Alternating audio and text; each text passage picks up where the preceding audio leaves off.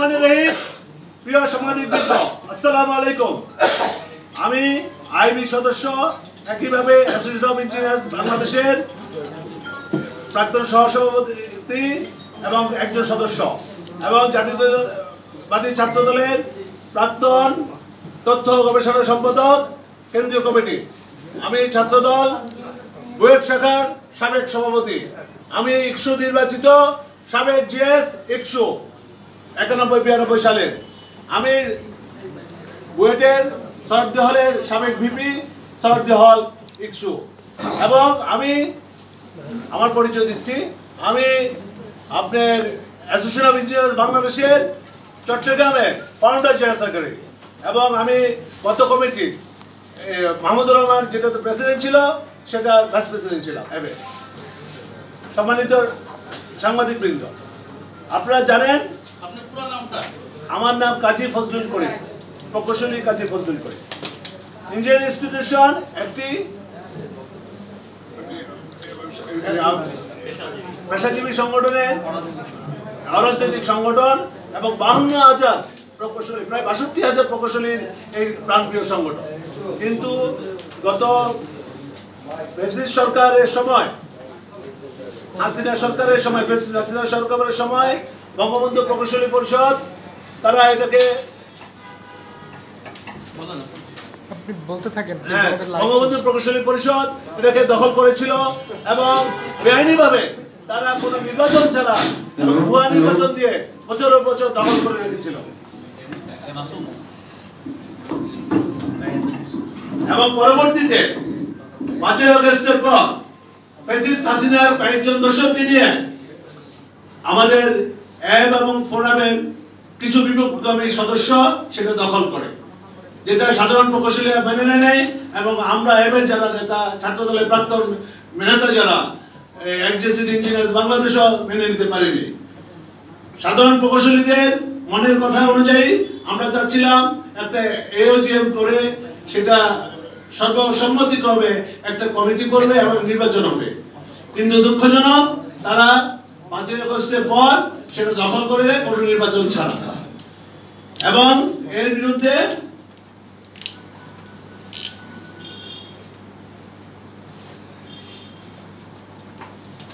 আমরা একটি তাদের অবৈধ দখলের বিরুদ্ধে আমরা একটি আইনগত ব্যবস্থা নিয়ে আপনার জেলা জজ আদালতে একটা মামলা করি, সাব জজ কোর্টে, এবং সেখানে তাদের বিরুদ্ধে নিষেধাজ্ঞা জারি হয়। পরবর্তীতে তারা জজ থেকে একটি ইনজেকশন নেয়। পরবর্তীতে আমরা হাইকোর্টে গেলে হাইকোর্ট এই নির্বাচিত এই দখলদারীদের বিরুদ্ধে 6 মাসের নিষেধাজ্ঞা দেয়, এবং তারা আবার চেম্বার জজে যায়, এবং চেম্বার জজ 2 মাসের জন্য তাদেরকে এটা কার্যক্রম করতে বলে, অনলি 2 মাসের জন্য। পরবর্তীতে আমরা ফুল কোর্টে যাই, আপিল বিভাগের, সেখানে চেম্বার জজকে বলা হয় 1 মাসের মধ্যে এটা নিষ্পত্তি করতে, এই হাইকোর্টের সংশ্লিষ্ট কোর্টকে। এবং পরবর্তীতে তারা কালক্ষেপণ করে, এবং তাদের এই দখলদারিত্ব বজায় রাখার জন্য আজ 10 মে 3টার সময় একটা অবৈধ ইউজিএম আহ্বান করে, এবং এই ইউজিএমে তারা সাধারণ প্রকৌশলীদের যাতে না ঢুকতে পারে, এবং সেই জন্য সকাল থেকে জামাত শিবিরের বিভিন্ন ওয়ার্ড থেকে, যে ডকুমেন্টটা আমি দেখাবো আপনারা যদি চান, তারা আহ্বান জামাত শিবিরের লোকজন নিয়ে সেটা দখলদারিত্ব করে, এবং পুলিশের ছত্রছায়া তারা আইবির গেট বন্ধ করে কোনো প্রকৌশলীকে ঢুকতে দেয়। আমরা প্রায় বেলা 11:30টার সময় এবের আমার পাশে আছে বিএনপি চেয়ারপারসনের উপদেষ্টা সাবেক সচিব আনো আক্তার হোসেন স্যার, বিএনপি চেয়ারপারসনের উপদেষ্টা খালেদ হাসান চৌধুরী পাহিন, আমাদের এইচজিএস আইবির সাবেক এইচজিএস কাইম ভাই, আবার আপনার জয়পুরহাটের বিএনপি থেকে নির্বাচিত সাবেক এমপি, বুয়েটের সাবেক ছাত্রনেতা, বুয়েটের ছাত্র দলের সাবেক সভাপতি গোলাম মোস্তফা, আইবির সাবেক এমপি, এবং আইবির সাবেক VP vice president Abdur Rauf, খুলনার কুয়েটের সাবেক ছাত্রদল ভিপি শাহিন, বুয়েটের ছাত্র দলের সাবেক সভাপতি মাসুম, চুয়েটের সাবেক নির্বাহী চুয়েটের সাবেক ছাত্র নেতা এবং বিএনপি নির্বাহী কমিটির সদস্য গালিব, অ্যাবের সাবেক মহাসচিব সবুজ তালুকদার সবুজ ভাই, এবং আরো বুয়েট এবং চুয়েটের সাবেক ছাত্রদল নেতৃবৃন্দ এবং অ্যাবের নেতৃবৃন্দ আমরা আইবিতে যেতে চেষ্টা করি এই জন্য অংশগ্রহণের জন্য। কিন্তু অত্যন্ত দুঃখজনক তারা আমাদেরকে সেই মিউজিয়ামে ঢুকতে দেয় এবং ইট ক্যাম্পেল মিউজিয়ামে যোগদানের সিদ্ধান্ত নেওয়ায় আমরা 10:30 আইবিতে ঢোকার মূল গেটে প্রবেশ করার চেষ্টা করি এবং সেই সন্ত্রাসীরা, জামাত শিবিরের সন্ত্রাসীরা এবং কিছু বহিরাগত, গেট বন্ধ ছিল, আমাদেরকে ঢুকতে দেবে। প্রথমে তারা ইটপাটকেল নিক্ষেপ করে, পরে ইটপাটকেল তাদের বাধা বিপত্তি অপেক্ষা করে আমরা যখন ঢুকতে চাইলাম তখন পুলিশ আমাদের প্রতি টিয়ার সেল এবং সাউন্ড গ্রেনেড নিক্ষেপ করে এবং এতে আমাদের প্রায় 15-16 জন প্রকৌশলী আহত হয় এবং তারা এখান থেকে আমাদের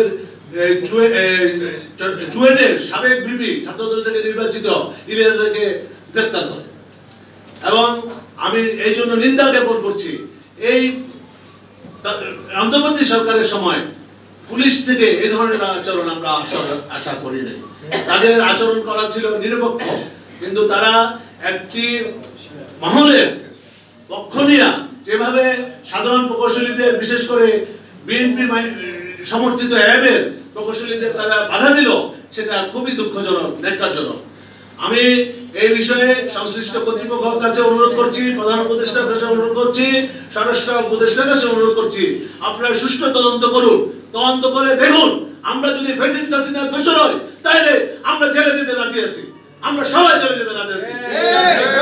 আপনার দুঃখজনক হলো ছবি, ফ্যাসিস্ট হাসিনা, আমি একটি সরকারি চাকরি করতাম, আমাকে মাত্র 25 বছর 1 মাসে জোরপূর্বক আমাকে চাকরি থেকে চ্যুত করে এবং আমাকে 10 বছরে 14টা বদলি করে এবং পরবর্তীতে বদলি করে যখন ক্ষান্ত হয় তখন আমাকে চাকরিচ্যুত করে। সেই ফজলুল করিমকেও ফ্যাসিস্ট আখ্যায়িত করছে। হাবলু সেই লোক যে জিয়া রহমানের লাশ কবর থেকে উত্তোলন করেছিল, সে হাবলুকে আজকে যে বিএনপির প্রতিষ্ঠাতা, এবের প্রতিষ্ঠাতা সদস্য, এবের প্রতিষ্ঠাতা আহ্বায়ক, তাকে আজকে ফ্যাসিস্টের দোষর বলছে। চেয়ারপারসন উপদেষ্টা আনো আক্তার হোসেন জানেন ফ্যাসিস্ট হাসিনা তাকে জেলে করেছিল। আমাদের চেয়ারপারসন উপদেষ্টা খালেদ হোসেন চৌধুরী পাহিন, সে জেলে ছিল, ফ্যাসিস্ট হাসিনা তাকে জেলে করে রেখেছিল। তাদের যে নির্যাতন চলেছে, সেই নির্যাতিত প্রকৌশলীদেরকে যদি আজকে আওয়ামী লীগের দোষর বলা হয় তাহলে আমরা কোন দেশে আছি আপনারা বলুন। আপনাদের কাছে আমরা বিচার চাচ্ছি, জনগণের কাছে আমরা বিচার চাচ্ছি। এই সরকারকে আমরা বলবো, আপনারা নিরপেক্ষ হন, কোন একটা দলখানা হবেন না। আমাদের এর মধ্যে আছে, আপনারা দেখেন, শিহাব, প্রকৌশলী শিহাব, ছাত্রদলের সভাপতি চুয়েটে, সে আহত হয়েছে, তাকে আমরা চিকিৎসা করে এখানে রেখেছি এবং আরো অনেকে আহত হয়েছে, এখন হসপিটালে আছে, প্রায় 15-16 জন আহত হয়েছে। আর আমাদের বুয়েটের অনেক প্রাক্তন সিনিয়র নেতা মহিত রুমি ভাই, তিনি আহত হয়েছেন। বুয়েটের সাবেক সভাপতি ছাত্রদল শফিকুল ইসলাম, তিতাস গ্যাসের লিমিটেডের সাবেক কর্মকর্তা, উনিও আহত হয়েছেন। আহত আপনাদের আসলে কত সংখ্যা আছে একটা বিষয়, আর আরেকটা বিষয় হলো তাদের পক্ষ থেকে বলা হচ্ছিল যে পানি মারা হয়েছে, গরম পানি মারা হয়েছে, এটা পুলিশের পক্ষ থেকে বলা হয়েছে এবং পুলিশের বেশ কয়েকজন আহত হয়েছে, এটিও দাবি করা হয়েছে, তাদের বেশ কয়েকজন আহত হয়েছে দাবি করা হচ্ছে। আসলে এই বিষয়ে আপনি কি বলবেন? আমরা নিরস্ত ছিলাম, আমাদের বিএনপি হাইকমান্ড, মহাসচিব মহোদয়, যুগ্ম মহাসচিব রিজভী এবং সালাউদ্দিন ভাইয়ের সাথে আমরা কথা বলেছি। ওনারা বলছেন তোমরা শান্তিপূর্ণ সমাবেশ করো। আমরা শান্তিপূর্ণ সমাবেশ করেছিলাম, আমরা নিরস্ত ছিলাম, আমরা শুধু ইউজিএমে যেতে চেয়েছিলাম, আমরা তো বেশি কিছু চাইনি, আমাদের নাগরিক অধিকার চেয়েছিলাম। আমাদের একজন প্রকৌশলী হিসেবে আমাদের অধিকার ইউজিএমে আছে। আপনি জানেন আমি লাইভ ফেলো, সবাই আপনার এখানে লাইভ ফেলো, আমাদের সবার অধিকার আছে ওখানে ঢুকার। আজকে ফ্যাসিস্ট হাসিনা সরকারের মতো যদি এই সরকারও আচরণ করে, এই পুলিশ বাহিনীও আচরণ করে, তাহলে আমরা কোথায় যাব? এই দেশটা আমরা কোথায় নিয়ে যাব? এটাই আমার কাছে আজকে তত্ত্বাবধায়ক সরকার, অন্তর্বর্তী সরকারের প্রধান উপদেষ্টা, স্বরাষ্ট্র উপদেষ্টার কাছে আমার আহ্বান, আপনারা পুলিশকে নিরপেক্ষ করুন, সবার জন্য সমান আইন করুন।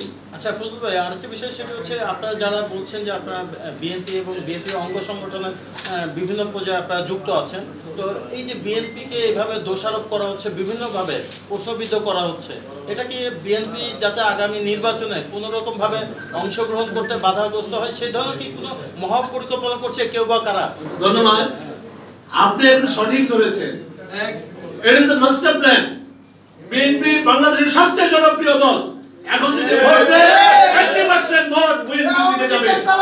হুশিয়ার সাবধান, হুশিয়ার সাবধান, আওয়ামী লীগের দালালেরা, আওয়ামী লীগের দালালেরা, হুশিয়ার সাবধান, আপনারা জানেন দালালেরা, হুশিয়ার সাবধান।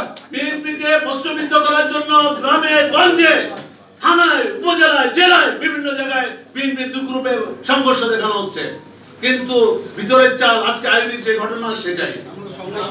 বিএনপি যাচ্ছে, জামাত নামদারি কিছু লোক শিবির বিএনপির পক্ষ হয়ে তারা মামলা করছে, বলতেছে এটা বিএনপি। আজকে দেখবেন বিভিন্ন জায়গায়, এই যে আজকে কালবেলা নিউজ করলো কোনো যাচাই ছাড়া, আমার সাথে কথা বলেছে আমি কে,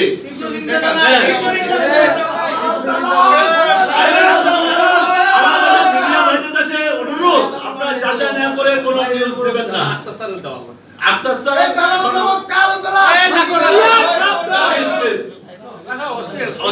এখন আমাদের সামনে বক্তব্য রাখবেন